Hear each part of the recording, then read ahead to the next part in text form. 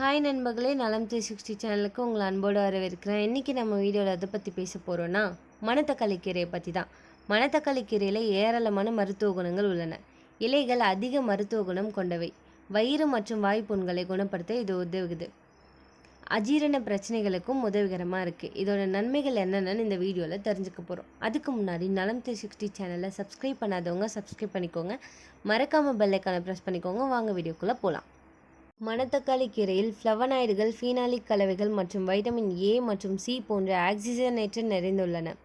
இந்த ஆன்டி ஆக்சிடென்ட்கள் தீங்கு விளைவிக்கும் ஃப்ரீ ரேடிக்கல்களை நடுநிலையாக்க உதவுகின்றன மற்றும் ஆக்சிஜனேற்ற சேதத்திலிருந்து உடலின் செல்களை பாதுகாக்கின்றன.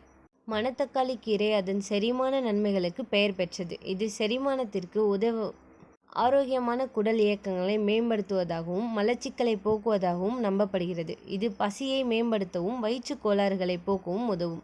அலர்ஜி எதிர்ப்பு பண்புகள். மணத்தக்காளி கீரையில் உள்ள சில உயிர் சக்தி கலவைகள் அவற்றின் அலர்ஜி எதிர்ப்பு பண்புகளுக்கு பங்களிக்கக்கூடும்.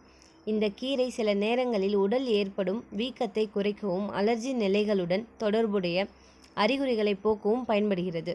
நோய் எதிர்ப்பு அமைப்பு ஆதரவு.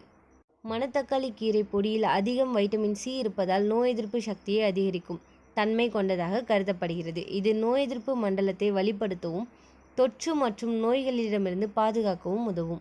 கண் ஆரோக்கியம். மணத்தக்காளி கீரையில் உள்ள வைட்டமின் ஏ சத்து கண் ஆரோக்கியத்திற்கு நன்மை பயக்கும். மணத்தக்காளி கீரை பொடியை தவறாமல் உட்கொள்வது ஆரோக்கியமான பார்வையை பராமரிக்கவும் வயது தொடர்பான கண் நோயாளிகளுக்கு பாதுகாக்கவும் உதவும். தோல் ஆரோக்கியம். மணத்தக்காளி கீரையில் பூஞ்சை எதிர்ப்பு மற்றும் பாக்டீரியா எதிர்ப்பு பண்புகள் உள்ளன. அவை முகப்பரு மற்றும் அரிக்கும் தோல் அலர்ஜி உள்ளிட்ட தோல் நோய் தொற்றுகளை தடுக்கவும் சிகிச்சை அளிக்கவும் உதவும்.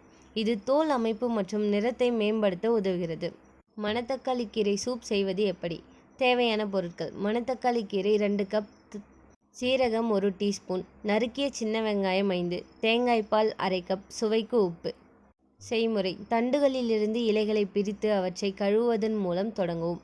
கழுவிய கீரைகளை ஒதுக்கி வைக்கவும். 2 கப் தண்ணீரை கொதிக்க வைத்து நறுக்கிய சின்ன வெங்காயம், ஜீரகம் மற்றும் இலைகளை சேர்க்கவும். சுவைக்கு உப்பு சேர்த்து கொதிக்க வைக்கவும். கீரைகள் வெந்ததும் அடுப்பை அணைத்து தேங்காய் பால் சேர்த்து நன்கு கிளறவும். தேங்காய் பால் சேர்த்த பிறகு சூப்பை கொதிக்க விடாதீர்கள்.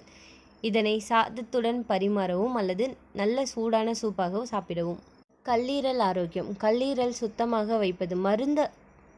மது அருந்துபவர்கள், கொழுப்பு நிறைந்த உணவு சாப்பிட்றவங்க கல்லீரலுக்கு நல்ல பாதுகாப்பு அளிக்கும். காய்ச்சல் மற்றும் சளி. மணத்தக்காளி கஷாயம் காய்ச்சலுக்கும் சித்த மருத்துவம் கவனிக்கப்பட வேண்டியவை. அதிகமாக சாப்பிட்டால் வயிற்றில் லேசான பிரச்சனைகள் ஏற்படும் வாய்ப்பு உள்ளது. கர்ப்பிணி பெண்கள் மருத்துவர் ஆலோசனைக்கு பிறகே சாப்பிட வேண்டும். பச்சையாக சாப்பிட்டால் வயிற்று கோளாறு ஏற்பட வாய்ப்புள்ளது. அஜீரணம், பித்தம், அசிடிட்டி, வயிற்றெரிச்சல் போன்றவை குணப்படுத்த உதவிகரமாக உள்ளது. இவ்வாறாக பலதரப்பட்ட நன்மைகளை மணத்தக்காளி மனிதர்களுக்கு வழங்கி கொண்டிருக்கிறது. ஆரோக்கியமாக வாழ வாரத்தில் 2 முறை இதை எடுத்துக்கொள்வது நல்லது. இந்த வீடியோ உங்களுக்கு பிடிச்சிருந்துச்சுன்னா லைக் பண்ணுங்கள், ஷேர் பண்ணுங்கள், மறக்காமல் நம்ம சேனலை சப்ஸ்கிரைப் பண்ணுங்கள். பை.